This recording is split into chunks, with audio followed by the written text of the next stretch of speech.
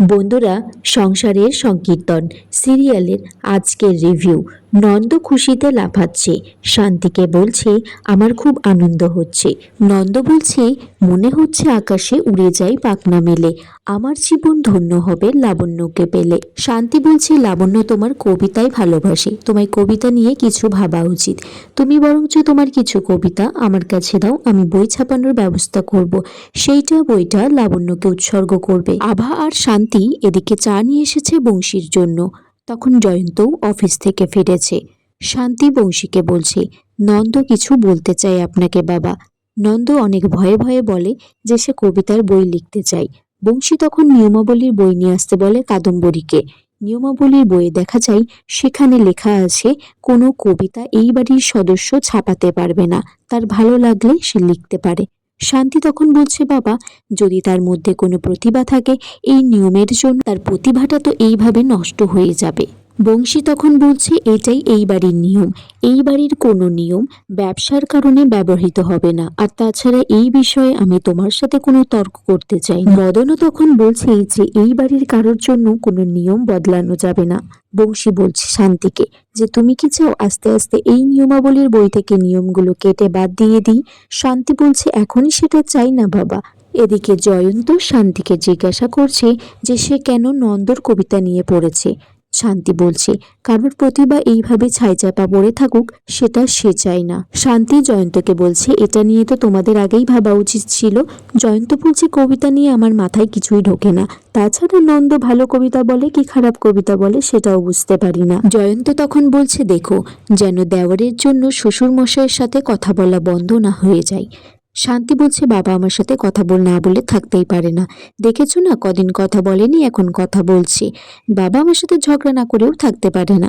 জয়ন্ত তখন মনে মনে বলছে যে এমন ভাব করছে সব দোষ যেন বাবার, নিজে তো ঝগড়া না করে থাকতে পারে বেশ। নন্দ এদিকে দোকানে বেরোচ্ছে, কাদম্বরী তাকে টিফিন দিয়েছে।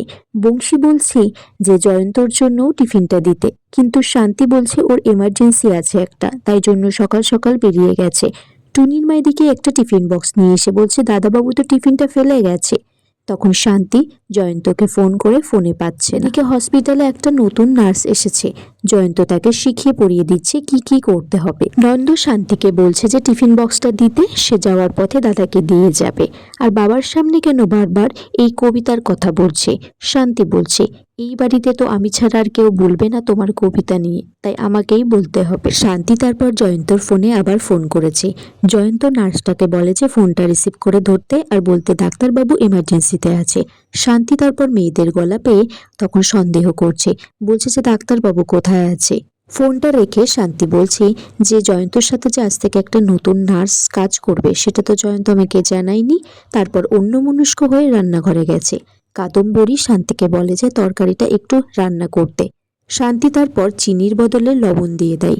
তখন কাদম্বরী বলে যে আমাদের ঝাল পোড়া খাবার তো খাওয়াতে পারোনি, লবণ পোড়া খাবার খাওয়াচ্ছ, তো অন্যমনস্কই যখন তা রান্নাঘরে কেন এলে? ঠিক তখনই টুনির মা এসেছে, এসে বলছে চা পাতা তো পাওয়া যায়নি, পাশের পাড়াতে কি হয়েছে শুনে এলাম। সোনালী বৌদিদের 5 বছরের সম্পর্কের বিয়ে, তারপর 1 বছর হতে না হতেই সেই দাদা একটা অন্য মেয়ের সাথে যে কাজ করত তার সাথে চলে গেছে, উপর থেকে দেখে তো বোঝাই যেত না।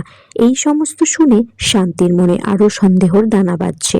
তারপর নন্দ, কল্যাণী আর শান্তি মিলে কবিতা বাছাই করতে বসেছে। তখনই সেখানে লাবণ্য এসেছে বরাতে। কল্যাণী চলে যায় চাঁদকে ঢাকার জন্য। এদিকে নন্দ বলছে বৌদি মনে হলো দাদা এসেছে। শান্তিও সেখান থেকে চলে যায়। লাবণ্য তারপর নন্দের লেখা কবিতাগুলো পড়তে থাকে আর একে অপরের দিকে তাকিয়ে আছে। এদিকে শান্তি জয়ন্তকে বলছে যে আমি যে ফোন করেছিলাম একবার কল ব্যাক করার প্রয়োজন মনে করেনি। জয়ন্ত বলছে আমি চেঞ্জ করে আসছি। শান্তি তারপর জয়ন্তর শার্টের গন্ধ শুনে বলছে এটা তো লেডিস পারফিউমের গন্ধ। তখন তার সন্দেহটা আরো বেড়ে যায়। টুনির মা তখন চা দিয়ে বলেছে বরদাদাবাবুকে দিয়ে আসতে, আর সে জামা কাপড়গুলো কেচে দেবে। আগামী পর্বে দেখা যায় শান্তি জয়ন্তকে বলছে যে টিফিন তো নিয়ে যায়নি, তাহলে কি খেয়েছে? জয়ন্ত বলছে আমার কপাল ভালো, রিয়ার কাছ থেকে টিফিনটা আজকে শেয়ার করেছি, ওই তো খেতে বলেছে। আর এখানেই এই পর্বটা শেষ হয়ে যায়। বন্ধুরা তোমরা কমেন্টস করে জানিও কেমন লেগেছে এই পর্বটা।